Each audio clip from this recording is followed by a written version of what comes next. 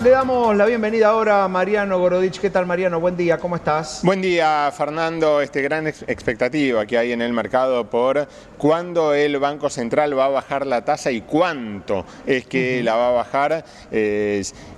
Lo que dicen en las mesas es que no se van a arriesgar tanto a bajarla tan pero tan fuerte, sino que puede llegar a ser en dos etapas, por lo menos 200 puntos que la bajen, y es la semana que viene. ¿Por qué? Porque la semana que viene, el miércoles, tenés la gran licitación de pesos, entonces bajarla antes de la licitación de pesos puede ser una de las alternativas, o si no directamente el 1 de febrero junto con la baja, ¿no? Claro. Del crawling peg. Ahora, igual es claro que ya bajó la expectativa, se venía hablando de 400 o 500 puntos, ahora ya por lo menos, después de la decisión de la semana pasada del Banco Central de no tocar la tasa, evidentemente las perspectivas se hicieron un poco más moderadas. Vamos a estar conversando de esto con nuestro próximo invitado, con el economista y periodista Daniel Estico, que ya está en línea. ¿Qué tal, Daniel? Buen día, ¿cómo estás?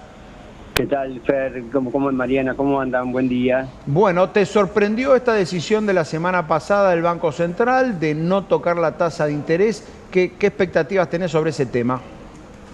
Sí, más que la sorpresa de no anunciar anticipadamente no tocar la tasa de interés tras el dato de inflación de diciembre, fue el anticipo de 15 días del cambio de la tasa de crawling peg del 2 al 1% mensual.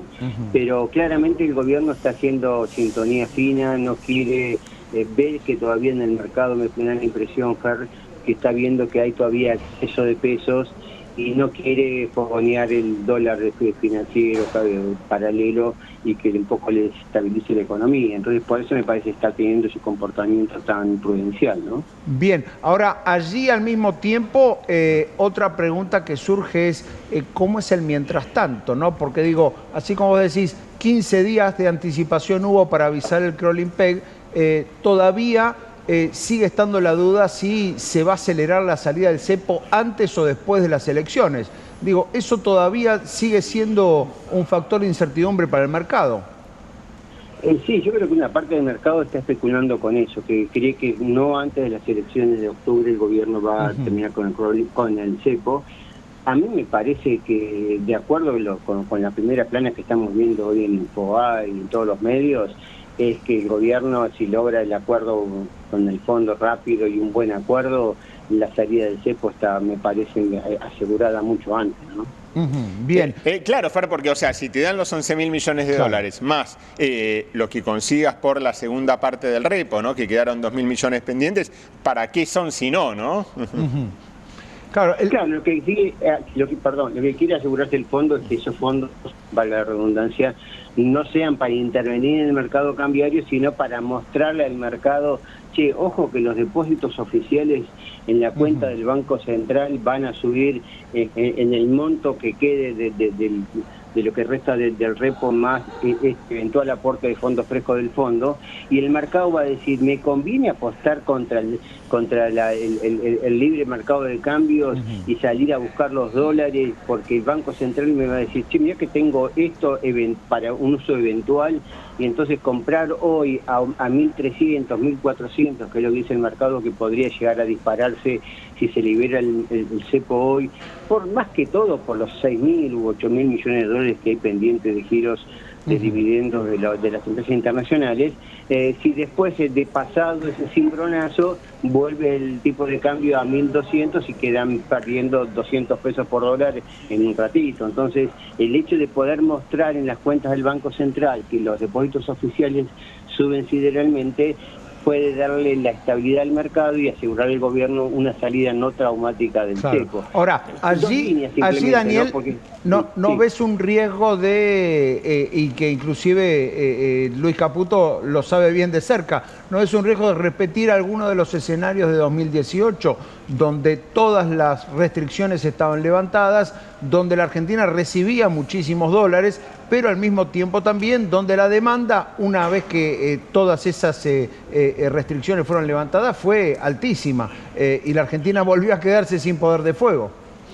Es cierto, eso es lo que mirando con el espejo retrovisor ve una gran parte del mercado. Mirando hacia adelante lo que uno ve es que Hoy el carry trade que está ocurriendo entre tasa y tipo de cambio por el crawling al 2 y que va a bajar al 1, lo está haciendo la economía real, lo está haciendo el exportador que dice, no me conviene retener exportaciones, me conviene liquidar hoy y si me queda un excedente pagando todas las cuentas, lo coloco a tasa, y lo está pagando o aprovechando el importador que dice, no me conviene anticipar importaciones como hacía en la época de Massa, que importaba a lo loco y no pagaba, y después decía, bueno, después Dios proveerá, y así acumuló una deuda de 50.000 millones de dólares, porque el importador dice, me conviene comprar en el momento que el proveedor mi cliente me lo va a demandar y no hacer stock.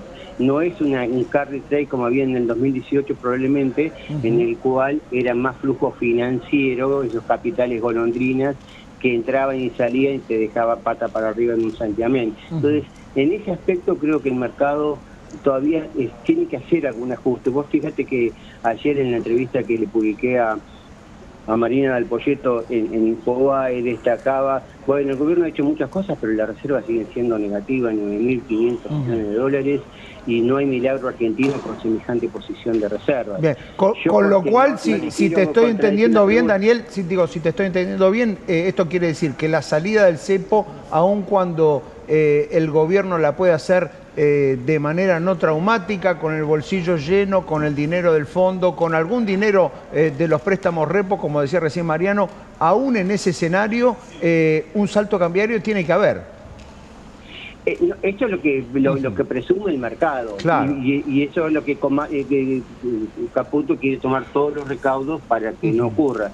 Y yo lo que digo es, ojo, que si ocurre, ¿quién va a jugarse a que haya ese salto cambiario comprando dólares porque quiere los dólares ya, y no esperar que ese sea un proceso gradual, porque dentro de 2 o 3 meses posteriores a la salida del cepo, es más probable que si la economía sigue consolidando el superávit o equilibrio fiscal, en la emisión cero, y la economía vuelve a revitalizarse, como ayer mostró los datos de cambio, que la producción PYME aumentó 7%, el tipo de cambio de la Argentina, el peso tiende a apreciarse y no a devaluarse, y entonces van a perder mucha plata. Entonces, tener esa caja para mostrar al mercado, creo que le puede dar la garantía de que la salida del cepo no sería traumática y sería mucho antes de las elecciones de octubre. La pregunta, claro, es, a ver, para el ahorrista, digo, hoy el ahorrista ya puede comprar, digo, a 1.165, todo lo que quiera, y una vez que se abra el cepo, ahí van a poner un límite seguramente, que no va a poder comprar todo lo que quiera, ¿no?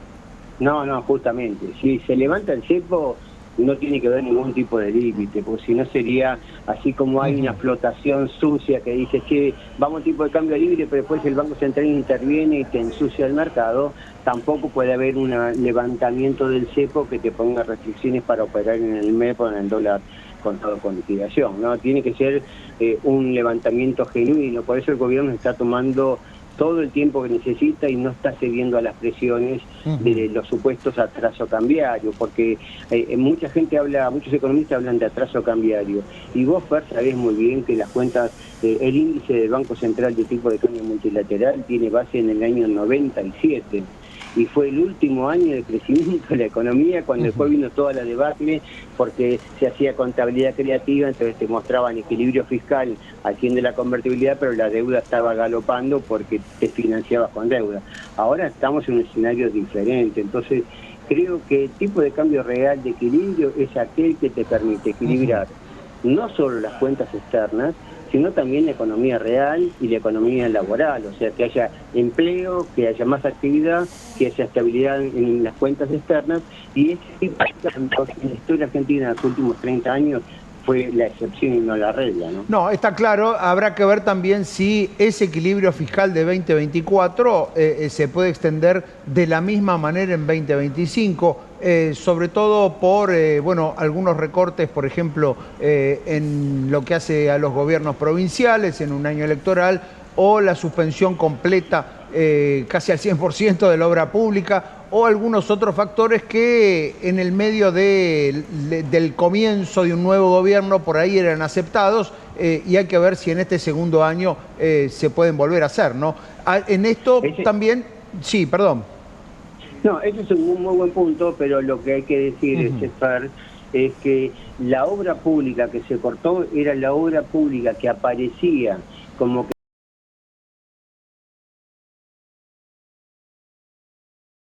que pese a la parálisis de la obra pública no haya habido tanto conflicto social, por ejemplo, en un sector que fue muy combativo históricamente como fue el de la construcción, porque esa plata que aparecía como gasto público, en rigor iban a llenar los bolsillos de los López, de los Micheli, a ver, que había una parte de eso, no hay ninguna duda. Ahora, al mismo tiempo, con cualquier sector productivo de la Argentina que hables, también te están diciendo, falta mejorar los caminos, falta mejorar distintos ámbitos de la infraestructura. El campo dice, bueno, nos cobran 33% de retenciones, o sea, cada 3 camiones de granos, uno se lo queda el Estado, pero no nos arreglan la ruta. Digo, eso, si bien hay ahora intentos de hacerlo en forma privada, digo, allí algún impacto sobre el presupuesto tendría que haber. En este sentido te pregunto, ¿cómo juega para gente como vos que analiza este plan, cómo juega el hecho de no tener ley de presupuesto, algo que ya es un hecho? ¿Cómo juega el hecho de que no se va a poder planificar o que el gobierno va a tener un grado de discrecionalidad mucho mayor para definir el gasto público?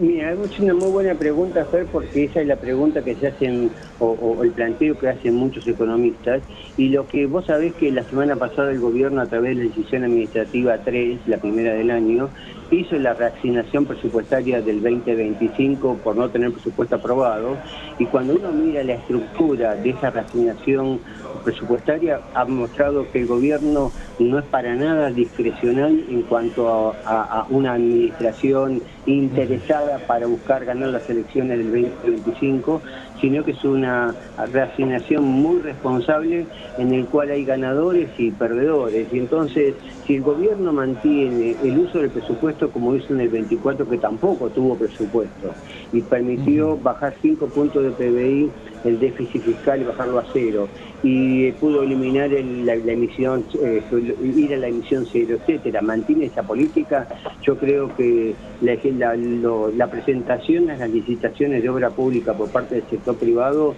va a permitir justamente compensar esa pata ausente del Estado con inversión en obra pública, que recordemos que en los últimos 30 años el Estado ha aparecido como un gran inversor de la cuenta de obras públicas, de la cuenta capital en el sector público, y las rutas de hoy son las mismas que hace 30 años, no se han construido 3 Generales Paz o 3 Panamericanas, o mejorar los caminos provinciales, con lo cual el tema de las rutas y de infraestructura es un problema que no la generó la falta de continuidad de obra pública en el 2024, sino en la historia de despilfarro de los últimos o de los 30 años anteriores. ¿Y qué puede pasar, crees, a nivel empleo con todo esto, ¿no? Con todos los empleos que están saliendo del sector público? ¿Dónde podrían llegar a ir todos estos empleados, ¿no? Toda esta gente.